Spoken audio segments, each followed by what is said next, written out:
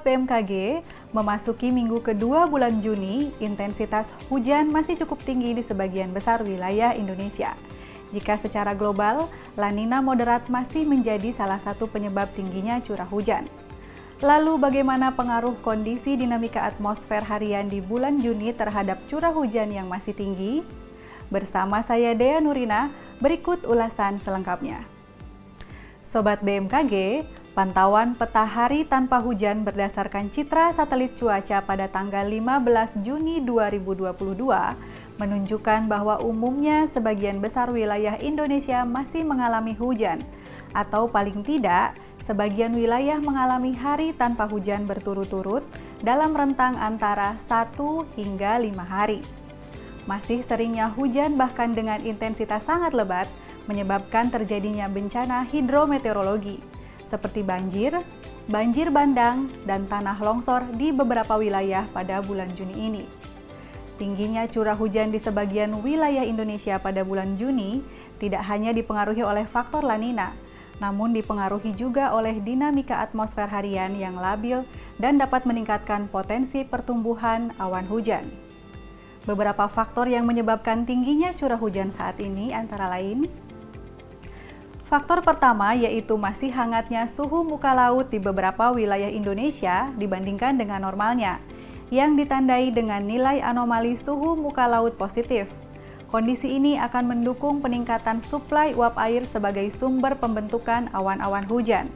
Selain itu, masih tingginya kelembapan udara di sekitar wilayah Indonesia akan semakin mendukung pertumbuhan awan hujan yang lebih intens. Faktor kedua yaitu aktifnya fenomena Madden-Julian Oscillation atau MJO, gelombang Rossby ekuatorial dan juga gelombang Kelvin di wilayah Indonesia. MJO, gelombang Rossby ekuatorial, dan gelombang Kelvin adalah fenomena dinamika atmosfer yang mengindikasikan adanya potensi pertumbuhan awan hujan dalam skala yang luas di sekitar wilayah aktif yang dilewatinya. Fenomena MJO dan gelombang Kelvin bergerak dari arah Samudra Hindia ke arah Samudra Pasifik melewati wilayah Indonesia dengan siklus bulanan pada MJO dan siklus mingguan pada gelombang Kelvin. Sebaliknya, fenomena gelombang Rossby ekuatorial bergerak dari arah Samudra Pasifik ke arah Samudra Hindia dengan melewati wilayah Indonesia yang mempunyai siklus mingguan. Sama halnya seperti MJO maupun Kelvin, ketika gelombang Rossby ekuatorial aktif di wilayah Indonesia, maka akan berkontribusi pada peningkatan pertumbuhan awan hujan di beberapa wilayah Indonesia.